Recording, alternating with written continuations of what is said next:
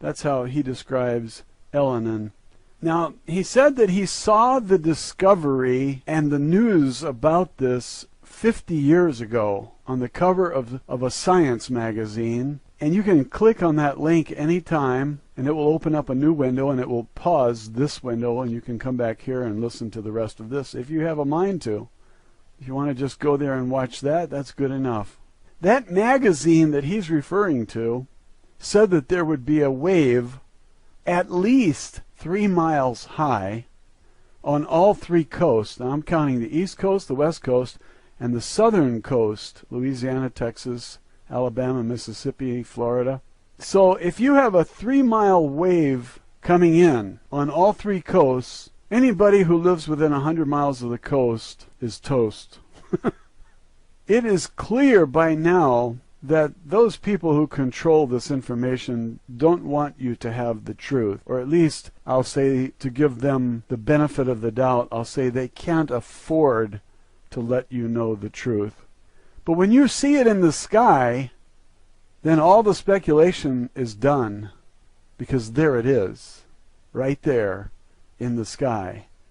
Now where's it going to come in from? Well, the sun is pulling it in. So if you want to know where it's at, you look toward the sun, and if it's behind the sun, there it is. It should be somewhere close to the sun as it's coming in. Now it's going to whip around the sun and then go back out. And so it will go out pretty much the way it came in, only on the other side of the sun. Does that make sense?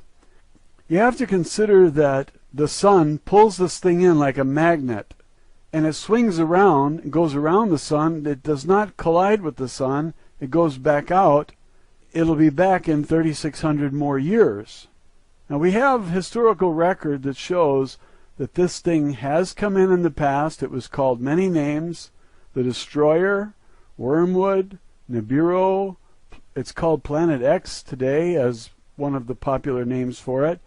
It was called Nemesis. I didn't know that until I read the Pleiadians report. Wendell Stevens' report about the Pleiadians. You have this object that comes in. Now this guy saw it, and his testimony is valuable because he and the CIA, he has buddies in the CIA, they watched it together for decades. And then finally their line was cut. So when I say they don't want you to know the truth, and then I qualify that by saying they can't afford to have you know the truth, you have to consider that if the people knew, they would flee the coast on all 3 sides. Everybody living in the south would move north. Everybody who lives on the east coast would move west, and everybody on the west coast would go east, and you'd find a jillion people in Missouri and Ohio. This is not good because those states cannot handle a jillion people. There would be no place for them to lift up their hind leg and take a pee. We have to be realistic about this. So I fully understand the secrecy. I just envy those who have underground bunkers. And if you guys didn't get your ticket, well, I'm sorry. There wasn't that many to go around. I got mine. I'm just kidding. I never got one either. I'm out here like a dirt bag just like you. So if everybody moves from the coast, how easy would it be to sell your house and get all your equity out if a big wave is coming in? Nobody would buy your house. If the truth was out, it has to be speculative. Now the rumors will send the wise inland, away from the coast, and the rest of you can bake in the sun. Who cares? I care. That's why I'm making this video. I would like to see every wise person surviving, and that means you've got to relocate now if you trust that this thing is coming in. Now this guy gives his testimony. Listen to it and decide. Is he telling the truth, or is he a crazy man? If everybody tries to sell their house and they can't, there are going to be some losses. All that equity will be lost. What would the losses be in home equities alone? People work their entire lives to pay off the home, and then they read that a 3-mile wave is coming in and it's going to wreck their home. Well, they try to salvage whatever they can. They try to sell it to some sucker who doesn't know the truth. If this turns out to be the truth that this man is reporting. Now, I don't have any way to determine if he's telling the truth. I listened to his story. I think he's credible. But I thought Drake was credible. And then he starts talking about Nasara. I thought Benjamin Fulford was credible. And then he starts talking about $12 trillion bonds that were offered to him by the Queen. This is hysterical. This isn't reality. This is hysterical. This is comedy writing. If 80% of the people of Earth live within 100 miles of the coast, where are they going to move? 80% of 7 billion is 5.6 billion people, homeless, jobless, and wandering around looking for something to eat. And they want to know if they can use your restroom so they can rest from wandering around. I think it's pretty obvious why the governments all over the world cannot afford to let you in on this private secret. You're just going to have to die. Now, is that bad news? Of course it's bad news. What did you think it was? Good news? People say, why don't you be positive? Well, the truth is sometimes not that positive, is it? It would be better if you know than if you don't know, because if you know a little bit in advance, you have time to prepare, maybe. Maybe. I think you deserve a little bit of a chance. Most people are going to call this man a crazy man. That's good for you. Listen carefully to what he says. If you don't think he's nuts, and you act and the other guy doesn't, you might be able to sell him your house. Anyway, the government has to keep this a secret, and I think the people have a right to know, even if they abandon their homes and try to survive. But I don't own those big banks with all those mortgages, because this will collapse the entire banking system, especially those banks that hold the mortgages. But there will be a chain reaction, too. One bank goes down and it takes down 40 others. So you see why they cannot afford to tell you the truth. They want you to go all the way up to the brink of disaster, believing their lies. Who holds the mortgages on these homes?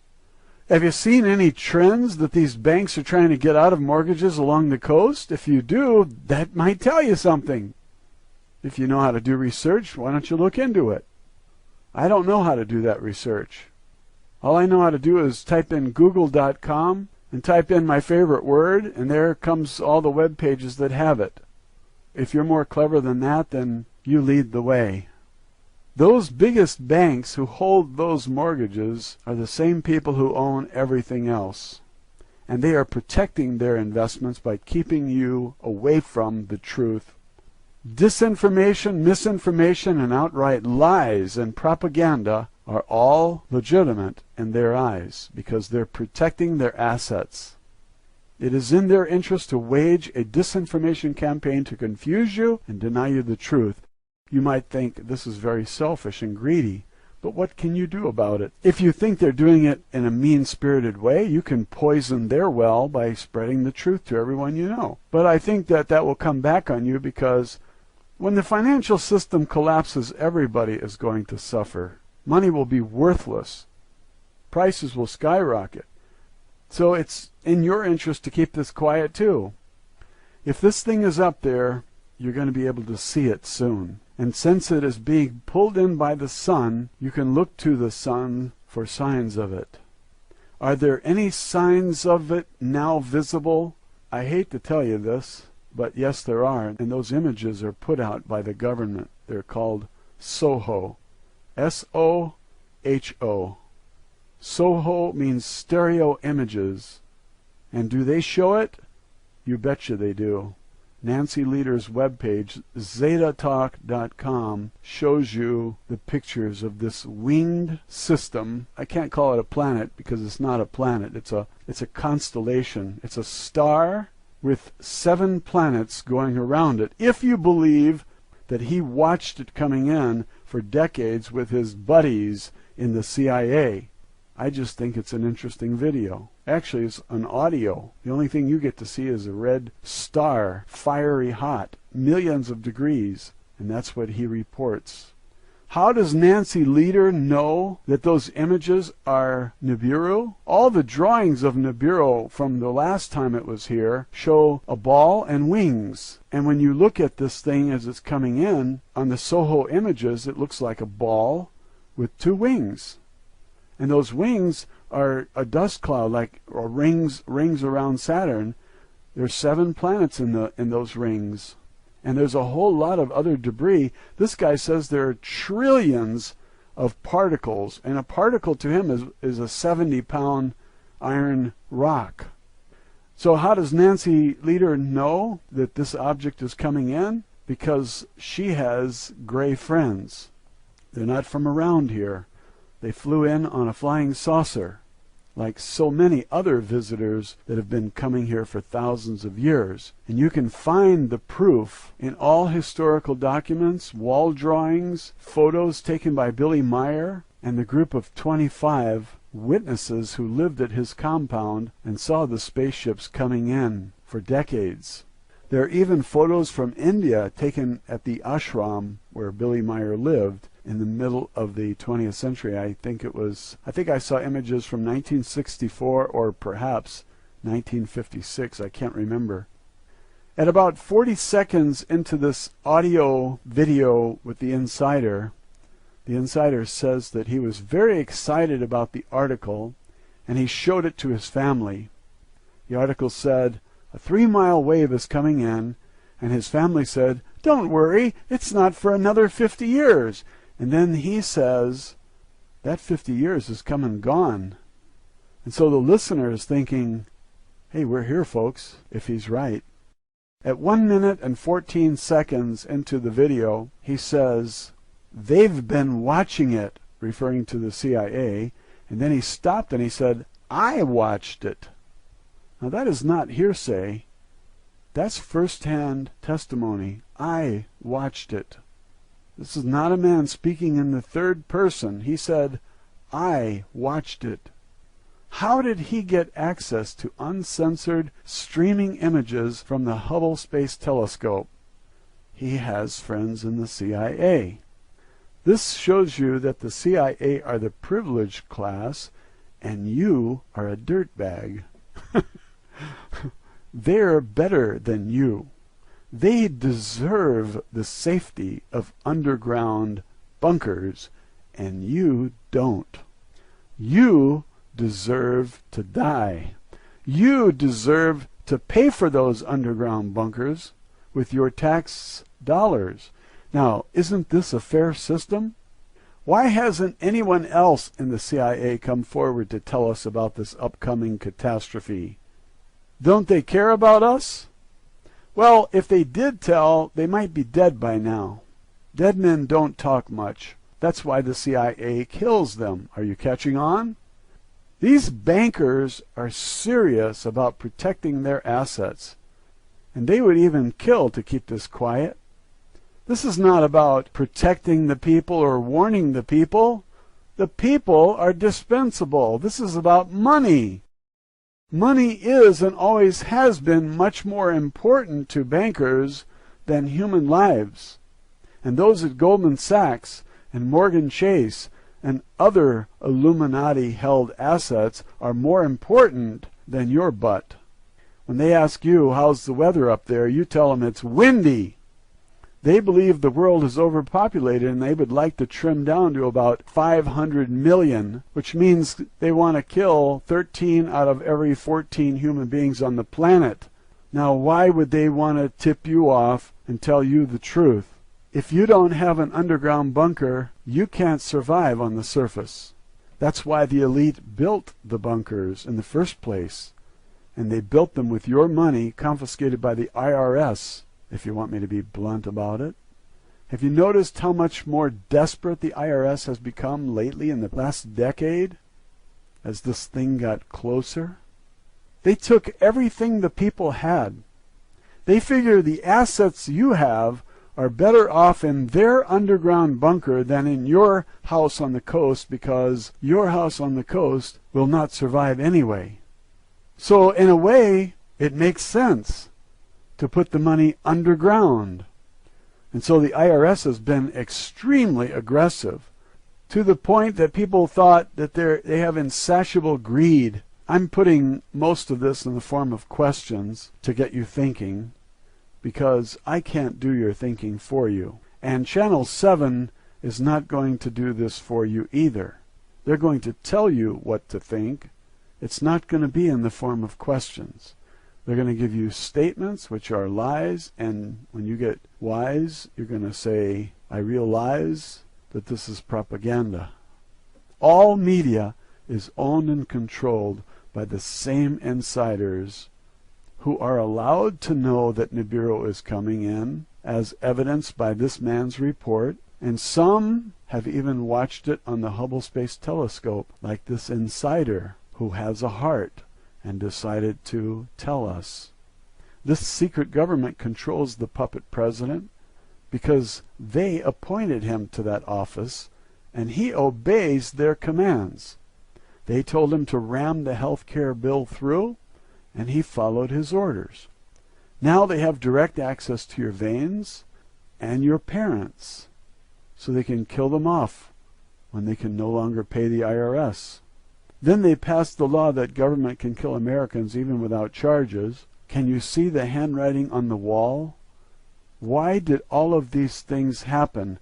It makes sense when you add Nibiru to the picture. The IRS getting aggressive, the passing of these laws. They want to be able to get rid of people because they're going to die anyway. Now, if you were in charge and you knew that billions were going to die, wouldn't you want to get rid of some of them ahead of time so you can incinerate the bodies? I believe they're killing Americans right now and incinerating the bodies, and I think that's the reason why you don't see homeless on the streets. Because there should be millions. If there are 50 million on food stamps, there should be another 150 million homeless. And I think we're beyond saving lives. I don't think they have any interest in saving our lives. They don't need the population in the first place, and there's no place to put 5.6 billion refugees. So they created this galactic federation of light, and they told the people that a duplicate planet to Earth was created on the opposite side of the sun, so we can't see it. Now, is that a tall tale? Talk about a nutcase. Whoever the guy was that came up with that concoction, there's your nutcase. There's your tinfoil hat. And some people are stupid enough to believe this. I believed it, so what does that make me? Never mind. Don't answer that. Let's move on. Well, if there was a duplicate to planet Earth, don't you think it would have water? Why wouldn't that duplicate planet be just as susceptible to tidal waves as this one that we live on? They also told us that aliens and ships would evacuate us. This is another lie. What's the point in lying to us? They need to stall our reaction to Nibiru by giving you false hope. If most of the population thinks they're going to be rescued, what are they going to do? Absolutely nothing. And what do these controllers want the people to do? Absolutely nothing. They want you to stay on the coast until the last day, and then they'll pick you up.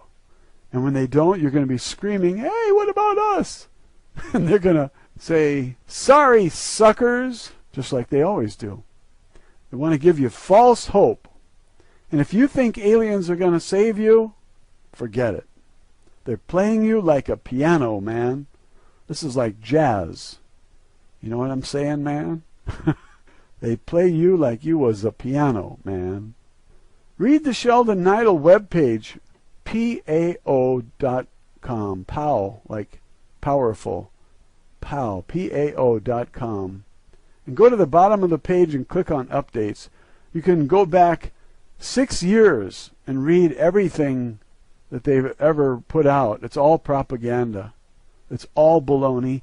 Every single report sounds like they're going to land on the Earth tomorrow and you're going to be saved. They're going to give you lots of money, and they're going to give you devices that make free food. You're going to fly around in anti-gravity craft. Hey, don't laugh. I believed it. I believed it for years. I was telling everybody we're going to be rescued.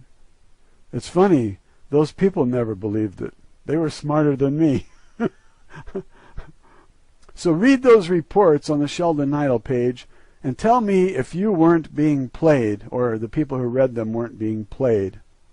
I'm telling you, they play us all like we were piano heads. Is it okay if I call you Piano Head? Just a friendly reminder. Mr. Piano Head, and if it's a woman, Ms. Piano Head. We should all remind each other that we've been had. We've been played by the secret government. This insider comes out and tells us, hey, I watched it. It's real. Do you believe him? Listen to his testimony and tell me if you think he's speaking from actual experience or if he's the greatest actor since Al Gore. At 1:23, he describes this object as a solar system with planets. He talks about the debris or the trash around it. And he says the CIA told him that the average dust particle weighs 70 pounds. It's made of iron. And when this constellation comes passing by Earth, it won't be any closer, he says, than about 20 million miles. But you know, the sun is 93 million miles away. And if this sun comes by, it's going to get pretty hot here, because he said it was millions of degrees hot. I think that's going to scorch the earth. I think it's going to burn a lot of things. And there are predictions that say just that a third of the earth would be burned as this thing comes whirling around. But what happens is the earth gets locked into position with this thing because they're both magnets. And so it probably only scorches one side of the earth. But if it is a star, a blazing hot star, and it comes within 20 million miles of Earth, it will be almost 5 times closer, or 1/5 the distance of the sun. And if the sun came in that close, it would burn everything up. I don't know how much heat this thing has, but it has 5 times the mass of Earth, according to some scientists. Anyway, this guy says these 70-pound rocks are going to rain down on us like hail. I have never been hit with a 70-pound iron rock falling from the sky. Have you? But I think that if hail can dent a car, I'm talking about ice hail, little tiny balls that land on the hood and they dent it, or they break the windshield. If ice can do that to your car with little tiny golf ball size rocks of ice, then what would a 70-pound iron rock do that came in from space and is traveling about 10 kilometers a second? I think it would damage homes and buildings, cars, trucks, farm equipment, tractors, barns. Everything you need to survive should be damaged. It'll wreck all the satellites. As it comes in, it's going to hit those and they're going to shatter. Because space is very cold, or something moving like a bullet that fast hits cold metal, it will probably shatter it. I don't know. I'm not a metallurgist, especially one who specializes in space. But the temperature out there is very, very cold, like 400 degrees below zero, something like that, Fahrenheit. And if that satellite gets hit with a rock, it's going to break it. It's going to render it useless. And so all of our communications are going to be destroyed. So it's going to be pretty rough on the surface. But if you got a nice cushy bunker, you'll be okay. Can you suck up to anybody in the CIA? Tell them you need one of those passes desperately? Try to save 1 or 2 of your kids, too. If a farmer's tractor is destroyed, how much food can he grow for you? If a manufacturer's plant is destroyed, how long will it take him to rebuild it if there's nobody providing resources? The whole system collapses. The whole civilization is destroyed if we get rained down on with 70-pound rocks. He says there are trillions of them. He saw them. So how long does it take to repair a factory if you have no raw materials? If the sources of all those materials is also destroyed, how long does it take to rebuild? I'm sorry to ask you these disturbing questions. I'm trying to be positive. Here's what's positive. You're seek